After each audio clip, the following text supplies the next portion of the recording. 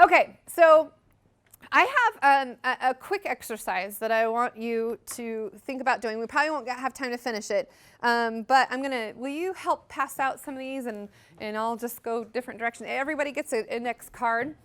Now, Brian knows about this exercise. At our office, I have what we call our avatars, or career cards. So what we're going to do is we're going to create a career card. So like player cards, like, NBA, football cards, baseball cards. You're going to create your own career card. So those of you who are artistic, you might be able to draw yourself a little more than a stick figure, let's say. But what you're going to do, because I think you each understand what your major is, what your stats are. Now, I don't want your weight and your RBIs and your, I don't want all of that kind of stuff. What I'm looking for, what we're going to do is this is your career trading card, as if you were going to create a trading card that somebody else is going to pass along, as if it's a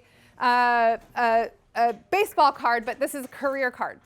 And what we're going to do is we're going to put information about ourselves. How many of you have ever done like a DISC assessment, or DISC assessment, strength finders, what your top strengths are, who you are as a person, what your personality traits are, Myers-Briggs, if you know what that is, if you're introverted, extroverted. Maybe there's a theme or a nickname you have. Maybe, in thinking about these trading cards, what kind of stats would you want somebody to know about you if you were going to trade this career card to somebody? And by the way, you're going to keep it, just so you know. You don't actually have to trade it, but you can show it to other people, okay? But on one side, you're going to put, you're going to draw yourself as if it was as you're in your element. Now, accounting people, you might have like a, I don't know, what is that thing called? You have money. Is there a question over here? Was there a question? Okay. Okay, so let's take about 2 minutes and just draw out your career attributes, your traits that people might want to know about you if you were to give them this career card. Any questions? You draw a picture of yourself if you... Like a baseball card, but it's a career card. Yep. But I don't want to know what your weight and height is. That's okay. Your shoe size maybe. Yeah. What you're good at. What major you have. What strengths you have. So what I want you to do with these career cards is I want you to take them home and post them up somewhere to see them. And maybe you could add some goals that you have. We talk a lot about SMARTER goals at Pepper Shock. So SMARTER, specific, measurable, attainable, relatable or relevant, time-based, ethical, and recorded. So if you have specific goals, you can add those to your cards. And then, at some point you could recreate your career card if you actually end up in the career that you want to be in. Lots of us go to school and don't always end up in that career, but you certainly can put that on your career card. And use this as a tool for you to say, this is who I am, this is what I'm about. And as if you were actually going to exchange cards, like baseball cards like they do. This is who you are, right? This is what you represent. And at some point, if you want to spend more time on something like this, then you're welcome to do that. Sometimes people will actually put like photographs of themselves on there, like instead of drawing one. But this is your career card. This is something that you can take with you and look at and remember. Okay, so if this is the person who you are and who you're emulating, and this is the person that you're going to take and you're going to go network. And the reason why we all need to learn how to network is because that's where we get jobs, that's where we get communication. And you said we had what was the project called? Everyone has to do a project. Community Impact Project. CIP, Community Impact Project. So now you need to figure out how you're going to impact the community, who you're going to talk to, how you're going to talk to them. So I'm just going to talk a little bit about how to show up and when you need to talk to them. So when you go to a networking function and there's a room full of people, and sometimes people are really good at just making new friends. Everyone's just a friend they haven't met yet. Other people, they don't want to talk to anybody, right? And they're introverted, and that's okay. And that's okay. So I'm going to give you some tools and tips on how to Maybe make some friends when that's kind of like your world, if you are introverted. So what I usually say is like, make a goal. How many new friends do I want to make if I'm at a networking event? And maybe 10's too many. Maybe you just want to make a few really good friends, and you can do that. So set a goal, and recognize that different people have different methods. People who like snowflakes, no two are alike. And we talked a little bit about like the DISC assessment and strength finders and Myers-Briggs and how to communicate. Certain people like to communicate differently. And so thinking about how stepping in their shoes and what they're like and how you can communicate with them. I communicate with people who have right brain, left brain, who are one side of the fence politically and the other side of the fence politically, or really analytical people, very creative people, and merging all of those types of people together is my role in working with clients and creative people and understanding what we want to create when we're doing messaging or branding or commercials, that kind of thing. So looking at how everybody has their own strengths. And just a brief overview of how different people, different methods with DISC, so dominant, influence, steadiness, or stable, compliance, those are all characteristics of different things that you could have on your career card. And I think you guys have done the DISC assessment and utilizing that as a tool. When I'm hiring people, it's not something I look at as to say, oh, I'm going to judge them based on what their DISC assessment is. No, more for me, it's like, how would they fit into the culture of our work? How would they fit within our organization if, they might be a high D, and some people, can't really work as well with high Ds, or maybe I need to partner them up with somebody who's a high C or S. And truth be told, my husband is a CS, and we work together in the business, and I'm an ID, a high ID. So the two of us together, we complement each other. I think if I were to marry and work somebody that had the same as me, it might be a little bit difficult, right? So pairing up and utilizing people's strengths and how you can work with them. And so when you're networking, think about what they might be. If there's somebody off in the corner that's not really talking to anybody, that might be a good indication that they might be an introvert. And if you're an extrovert, sometimes what I do is I try to pull out people and make them feel comfortable knowing that they're not in their most comfortable situation. So thinking about that and what that looks like. Or maybe if you're another introvert, you could go talk to the other introvert and be all right and feel good. Another tactic that we use. So one of my mentors is Ron Price. He owns Price Associates, and he is a world-renowned speaker, author, coach, business coach, that kind of thing.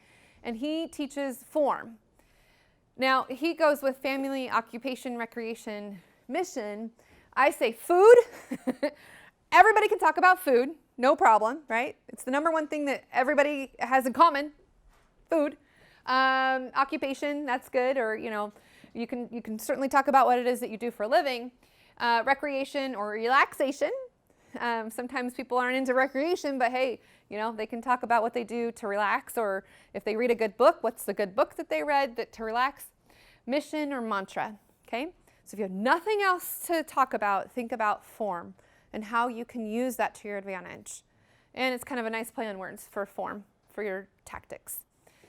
Number 3, personalize the conversation. We know that people do business with those that they know, like, and trust.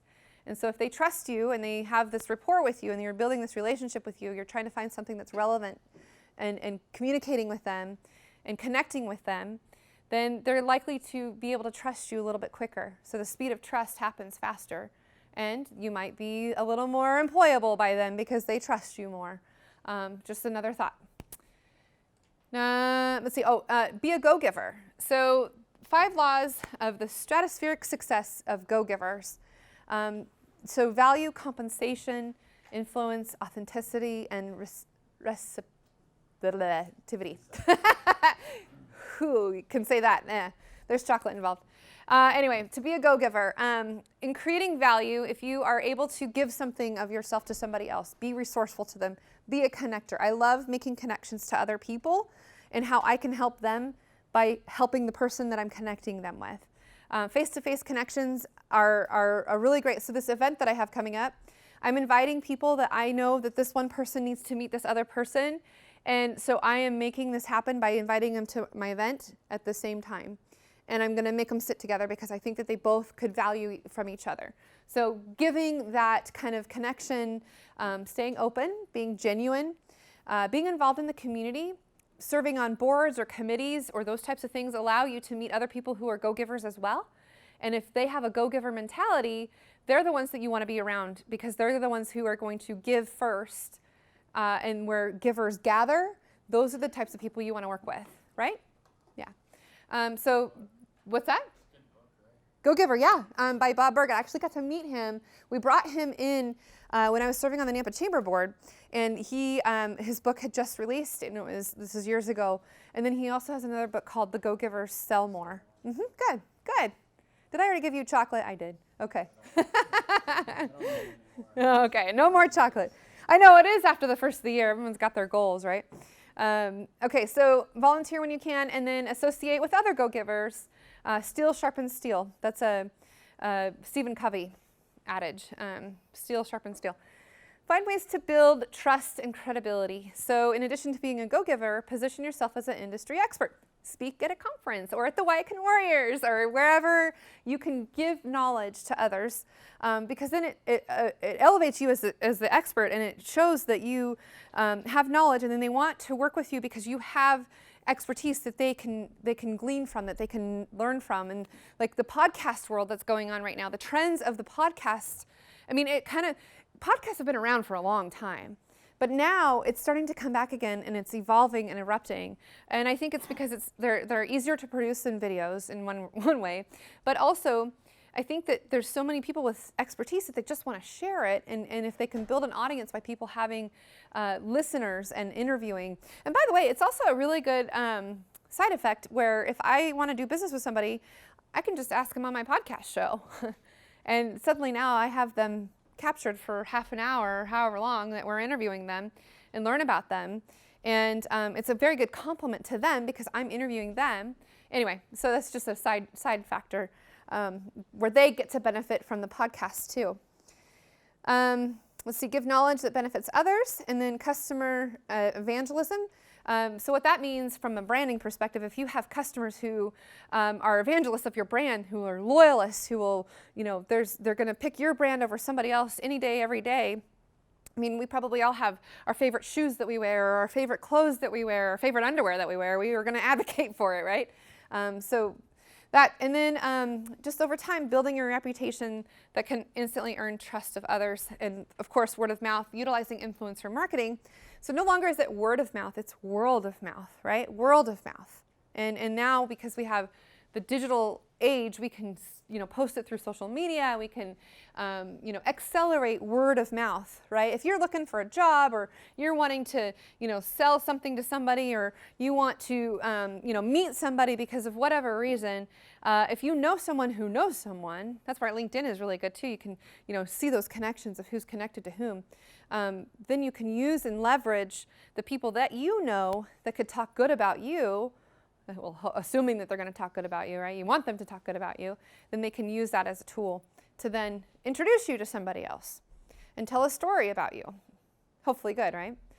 Again, the speed of trust. So according to Stephen M.R. Covey, the son of the Covey that wrote 7 Habits of Highly Effective People, he says that basically when trust is shared, work is quicker and more effective. And so if you want people to instantly trust you, you want people to instantly know what you have, that you have a lot of credibility, being trustworthy right off the bat, and showing that you can do what you can do.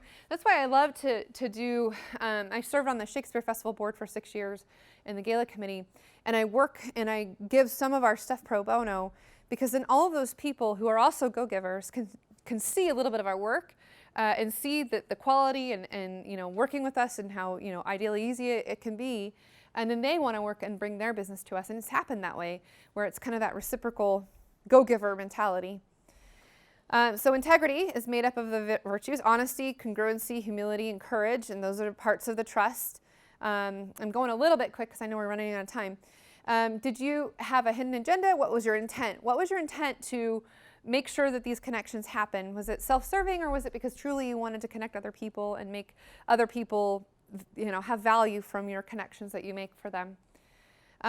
Your capabilities, is it relevant? And COVA uses the acronym TASKS: talent, attitude, skills, knowledge, and style.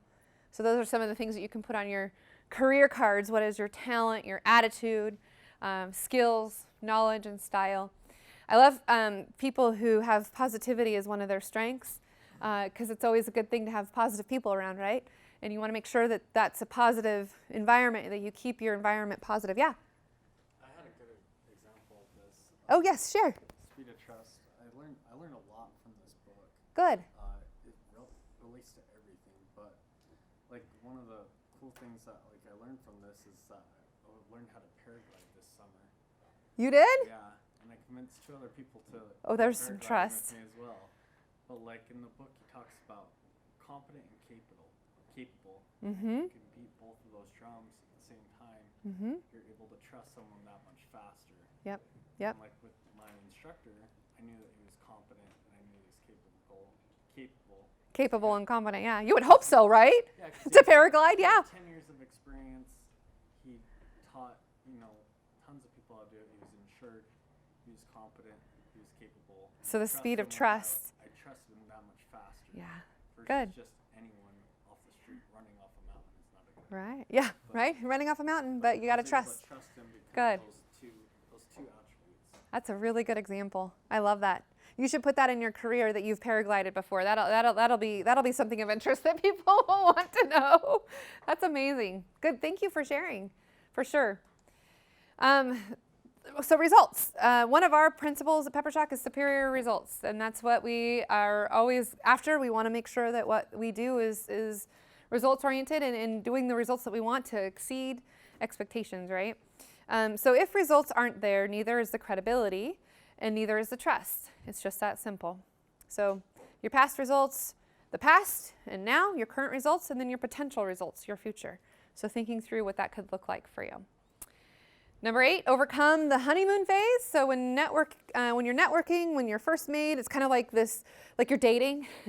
I mean, not really, but you're meeting somebody. It's exciting. You get together. It's like great, and then the honeymoon phase kind of wears off, and you sort of drift apart. And it can happen, right? But you want to continue to build that trust. You continue to stay in front of them.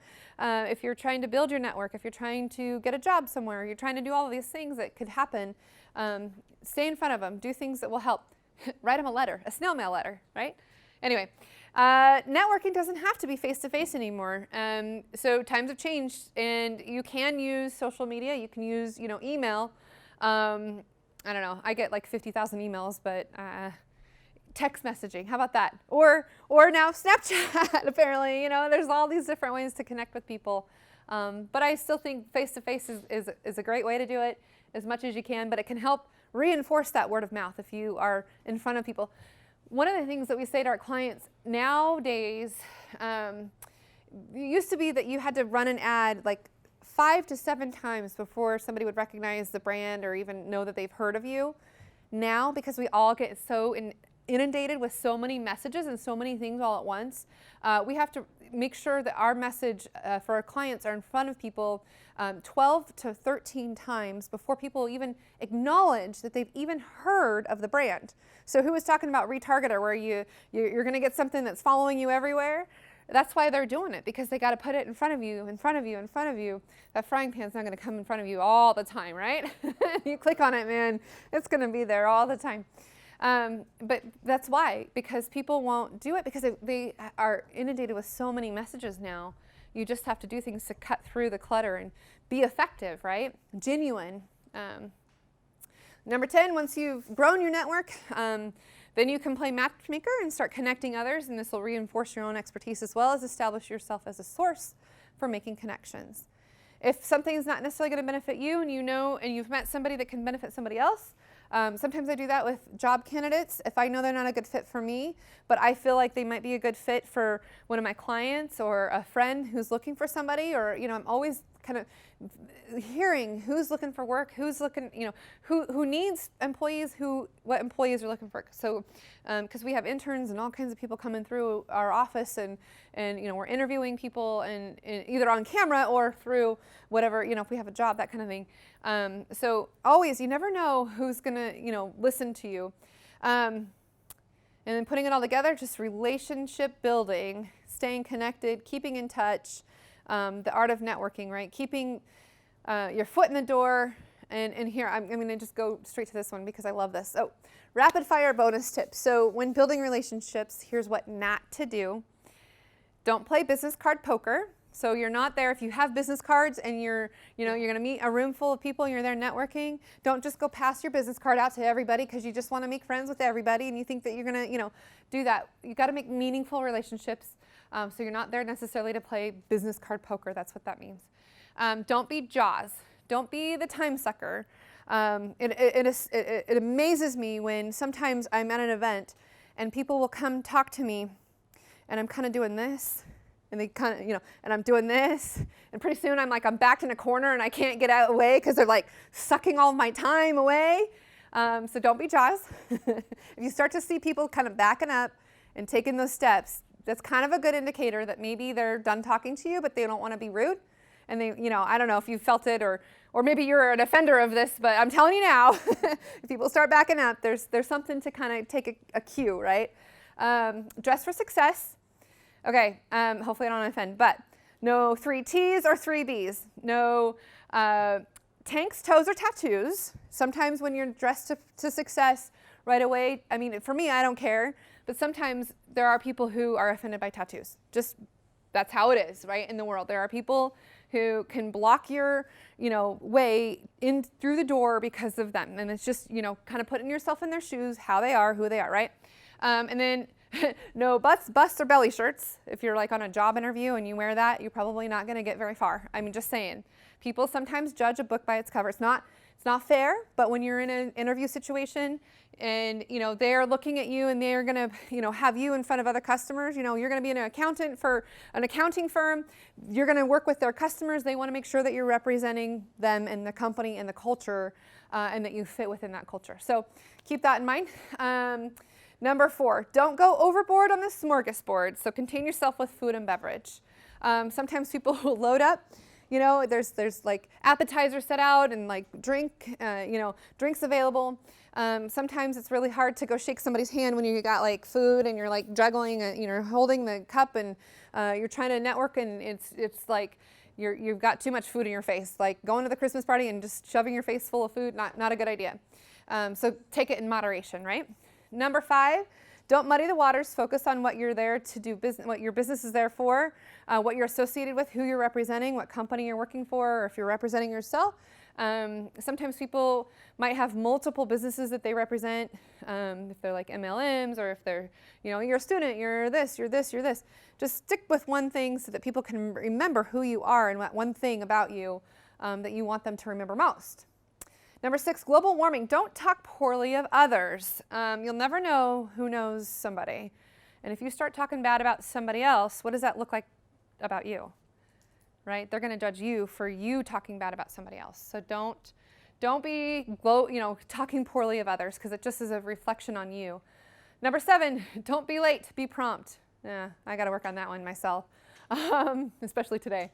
But that's I usually am prompt. I'm usually right on time on most occasions. So that's another thing. Number 8, better seen than heard, listen more than speak. And this is sometimes hard for different types of personalities.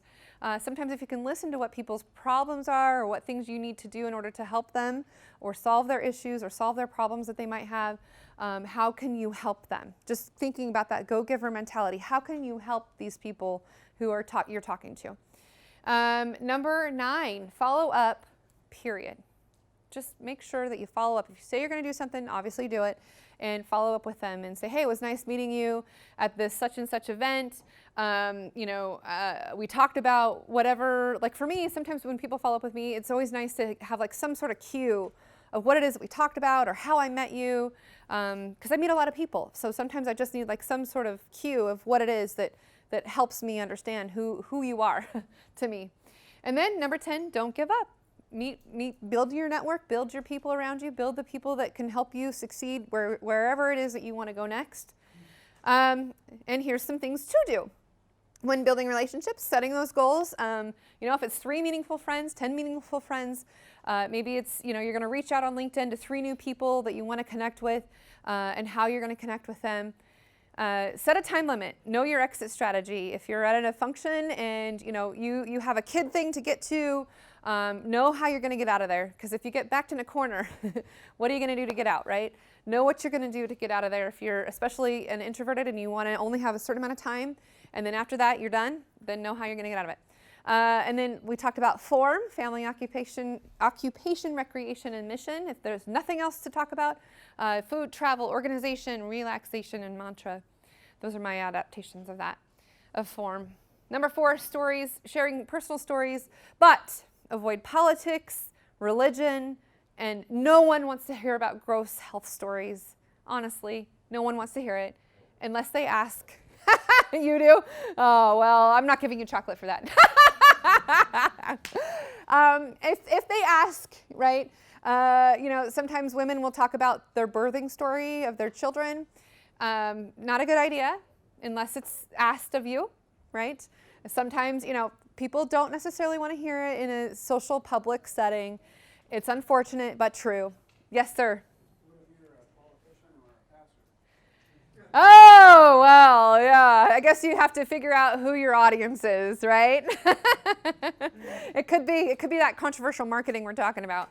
But yeah, no, good point. If it's a fundraiser for a political event, then I imagine we'll hear some, political efforts of, but yeah, know your audience, right? Very good. Very good question. Did you get chocolate yet? Okay.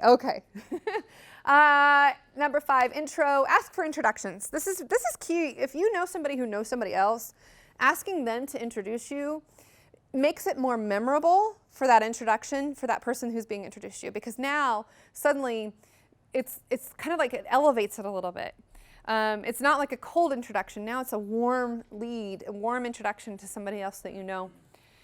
Ask open-ended questions so that people lead into more conversation. So don't just ask questions that are yes and no answers. Ask those open-ended questions. Relationship, build trust, be authentic, be genuine, and ask how you can help. We talked about that. Volunteer for the group or organization. Leads come from leaders. I love that. Leads come from leaders. So when you want to lead on a job or you want to lead on whatever it is that you're trying to do for your community impact project, leads come from leaders. Influence, become a powerful resource, offer up expertise in a humble way. And then number 10, follow up within 48 hours or less. My 3 C's, you can ask them for coffee, cocktails, or conversations. Although I wanted to add in there Cancun, but I don't think anyone's going to take me up on going to Cancun. I mean, I don't know. It'd be nice if they would, right? Or conference call, right? Coffee, cocktails, or conference call. And there you have it, our trends and predictions and all kinds of fun things that we are talking about